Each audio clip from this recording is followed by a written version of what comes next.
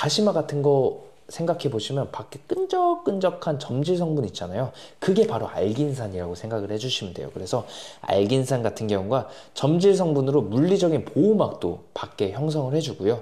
그리고 이 알긴산은 칼슘과 결합해서 칼슘 알기네이트를 형성해서 세포벽을 강화하는 데 큰 도움을 주게 됩니다. 안녕하세요, 농사백단 조용욱입니다. 오늘은 생리활성제에서도 해조 추출물 두 번째 시간입니다.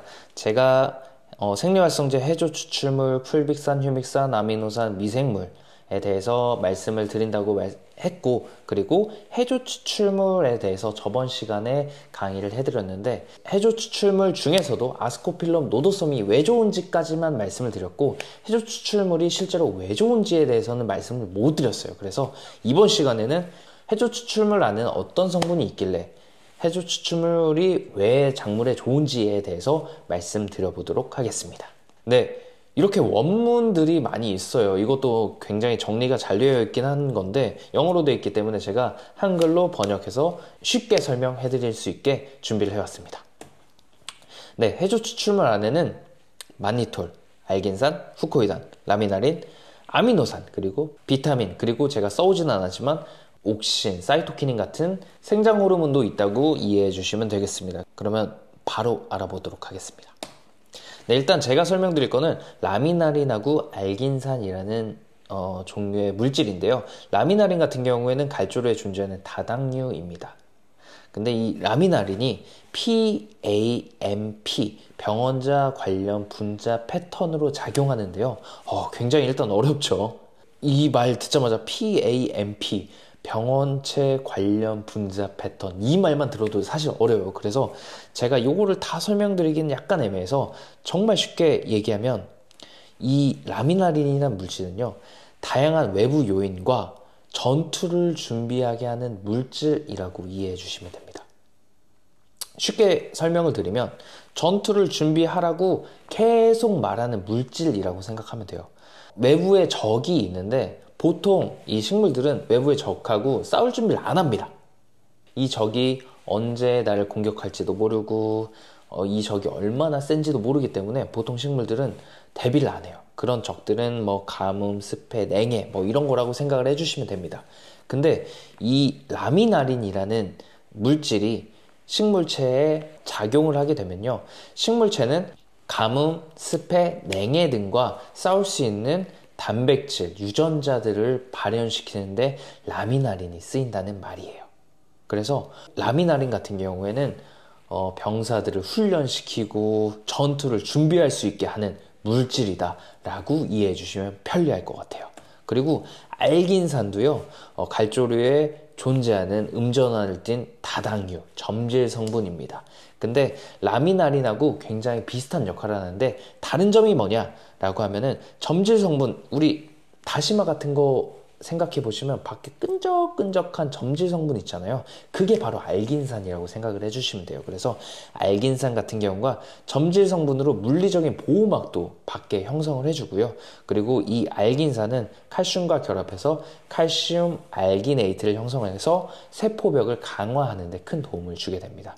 그리고 아까 말씀드린 라미나린 같이 PAMP로 작용해서요, 방어 유전자 발현에 큰 도움을 줍니다. 그래서 라미나린하고 굉장히 비슷한 역할을 하는데 알긴산 같은 경우에는 점질 성분이다. 점질 성분이어서 물리적인 보호막도 형성하고 칼슘하고 같이 작용을 하면 칼슘 알기네이트를 형성해서 세포벽도 강화시킬 수 있는 물질이다 라고 이해해 주시면 될 것 같습니다. 그래서 해조 추출물 중에 알긴산 성분이 들어있는 제품 같은 경우에는 칼슘제하고 같이 혼용해서 공급하면 더 큰 효과를 얻을 수 있다라고 이해해 주실 수도 있을 것 같아요.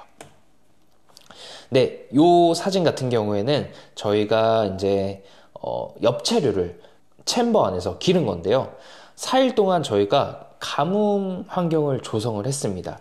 이쪽 같은 경우에는 아무것도 주지 않고 밑으로 물만 줬었던 작물인데 가뭄 환경을 준 거고요.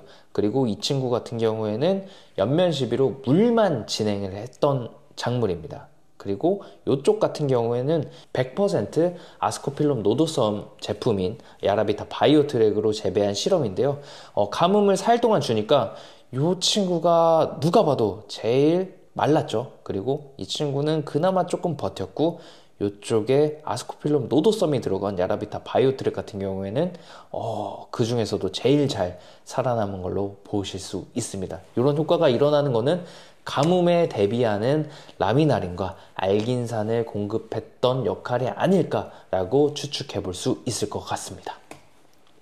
네, 다음으로 알아볼 성분 같은 경우에는요, 후코이단하고 만니톨이라는 성분입니다. 후코이단하고 만니톨은 똑같이 갈조류에 존재하는 다당류예요. 그래서 후코이단부터 알아보면요, 후코이단은 강력한 항산화제로 여기 오타가 있네요. 활성산소종입니다.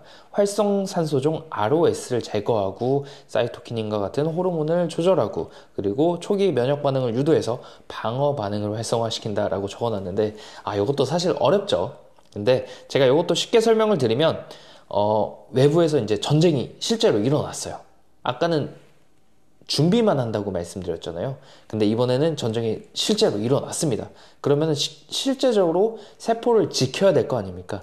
그 지키는 역할을 후코이단 만니톨이 한다고 이해해 주시면 될 것 같습니다. 이 후코이단 만니톨 같은 경우에는 활성산소종, 그러니까 전쟁이 일어나면 안에 활성산소가 많이 생기는데 이 활성산소를 없애는 역할을 합니다. 그래서 이 후코이단하고 만니톨 같은 경우에는 전쟁을 준비하는 게 아니라 실제로 전쟁을 수행하는 병사다라고 이해해 주시면 쉽게 이해가 가실 것 같아요.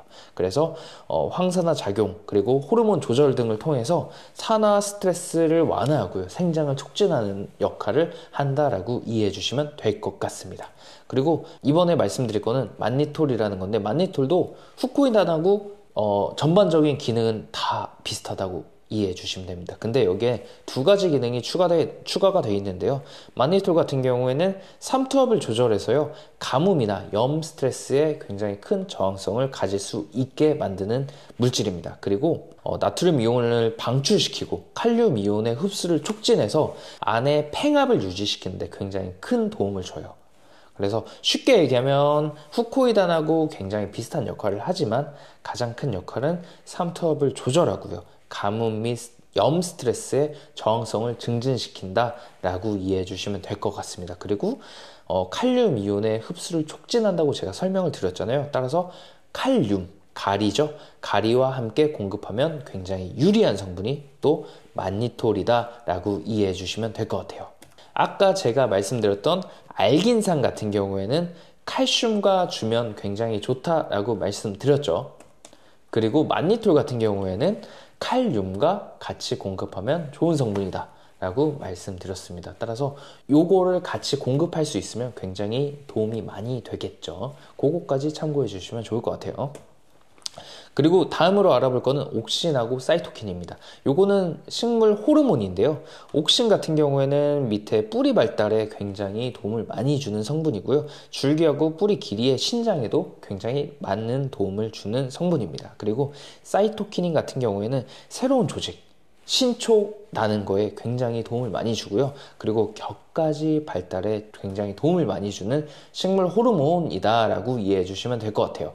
그래서 아까 했던 실험 있죠? 거기에서 저희가 뿌리만 이렇게 들어서 본 실험 결과를 다시 한번 보여드리겠습니다. 네, 아까 똑같이 저희가 가뭄 스트레스를 줬던 거를 이렇게 뿌리만 들어서 보여드리는 실험인데요. 이 실험에서는 저희가 이 백색의 세근이 얼마나 잘 자랐냐를 보시면 될 것 같아요. 여러분들 보시기에 이쪽이 훨씬 더 잘 자란 백색의 세근을 많이 가지고 있죠. 요거는 아마 옥신의 역할이 많이 들어가지 않았나 라는 추측이 가능할 거고요. 이쪽은 아까 말씀드린 대로 저희 제품인 야라비타 바이오트랙을 연면시비한 쪽입니다. 이쪽은 야라비타 바이오트랙이 아닌 물만 연면시비했던 쪽의 사진이었습니다. 네, 이 영상 같은 경우에는 저희가 챔버로 실험한 영상인데 이 영상은 추후에 저희가 또 편집해서 올려드리도록 하겠습니다. 네, 그리고 마지막으로 알아볼 거는 아미노산하고 비타민인데요. 아미노산 아까 제가 설명을 다른 편에서 드린다고 했죠. 그래서 여기는 되게 짧게 하고 넘어가도록 하겠습니다. 아미노산하고 비타민은 갈조류에 되게 풍부하게 존재하는 물질이고요. 이 아미노산하고 비타민은 단백질 형성하고 생리활성 작용을 촉진하는 데 굉장히 많이 쓰이는 물질입니다. 그리고 효소도 단백질의 일종이고요. 이 단백질의 일종인 아미노산은 효소를 구성하는데도 굉장히 많이 쓰이는 물질이다 라고만 이해해 주시면 될 것 같고, 아미노산은 다음 편에서 굉장히 자세하게 다뤄서 얘기해 보도록 하겠습니다. 네, 이렇게 제가 만니톨, 알긴산, 후코이단, 라미나린, 아미노산, 비타민, 그리고 식물 호르몬인 옥신, 그리고 사이토키닌까지 말씀을 드렸는데 다시 한번 정리해서 말씀드릴게요. 해조 추출물 같은 경우에는 만니톨, 알긴산, 후코이단, 라미나린, 아미노산, 비타민, 그리고 식물 호르몬인 옥신, 그리고 사이토키닌 등이 들어있다라고 말씀을 드렸습니다. 그러면은 하나하나 다시 한번 살펴보면, 환경적인 스트레스에 대응을 준비하는 거, 환경적인 스트레스가 온다, 우리 대비하자, 전투태세를 갖춰라 라고 하는 거는 라미나린, 그리고 알긴산 종류가 이런 작용을 한다 라고 이해해 주시면 되고요. 특히나 알긴산 같은 경우에는 칼슘하고 같이 공급했을 때 칼슘 알기네이트를 형성하면서 세포벽을 더 튼튼하게 해준다 라고 이해해 주시면 된다 라고 말씀드렸습니다. 그리고 세포의 직접적인 치료나 활성산소의 제거, 직접적으로 싸우는 병사들의 역할을 하는 것은 후코이단하고 만니톨이다 라고 말씀드렸습니다. 그리고 만니톨 같은 경우에는 칼륨 이온의 흡수를 돕는다고 했고요. 칼륨 이온의 흡수를 돕기 때문에 염 스트레스라든지 가뭄 스트레스 해소에 굉장히 큰 도움을 줄 수 있다라고 말씀드렸죠. 그래서 만니톨 같은 경우에는 칼륨하고 같이 공급하면 더 좋은 성분이다라고 말씀드렸습니다. 그리고 직접적인 작물의 생육 활성화, 요거 같은 경우는 식물 호르몬 역할이죠. 식물 호르몬에는 옥신하고 사이토키닌이 있다. 옥신 같은 경우에는 뿌리 생육을 굉장히 좋게 만들어준다. 사이토키닌 같은 경우에는 작물의 신초 형성에 굉장히 큰 도움을 준다 라고 말씀을 드렸습니다. 그리고 단백질 형성하고 생리활성을 더 증가시키는 데는 아미노산하고 비타민이 있는데, 이 아미노산은 제가 다음 시간에 더 설명을 자세하게 해드릴 예정이라고 말씀드렸습니다. 네, 그리고 아까 전에 나왔던 실험들에 쓰였던 야라 제품을 한번 소개해드리고 넘어가도록 할게요. 야라비타 바이오트랙이라는 제품이 있습니다. 야라비타 바이오트랙 같은 제품은 100% 아스코필럼 노도섬 해조 추출물 기반으로 만들어진 제품이고요. 이 안에 아스코필럼 노도섬 이외에 질소, 칼륨, 붕소, 아연 등을 추가적으로 넣어놨습니다. 아까 제가 칼륨이 들어가면 더 좋은 성분 뭐가 있다고 했죠? 만니톨이 있다고 했죠. 만니톨 같은 경우가 상조작용을 하기 때문에 칼륨을 넣어놓은 거 보실 수 있고요. 야라비타 스타핏하고 혼용이 가능합니다.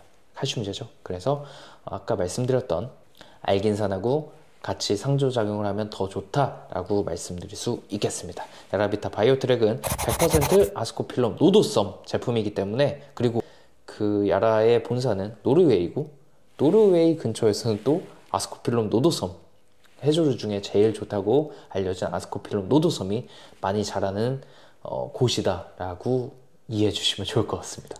그리고 제가 이런 질문도 많이 들었어요. 중국산 해조제도 뭐 효과가 비슷하나요? 이런 얘기를 많이 들었는데, 저번 시간에 제가 설명을 드렸잖아요.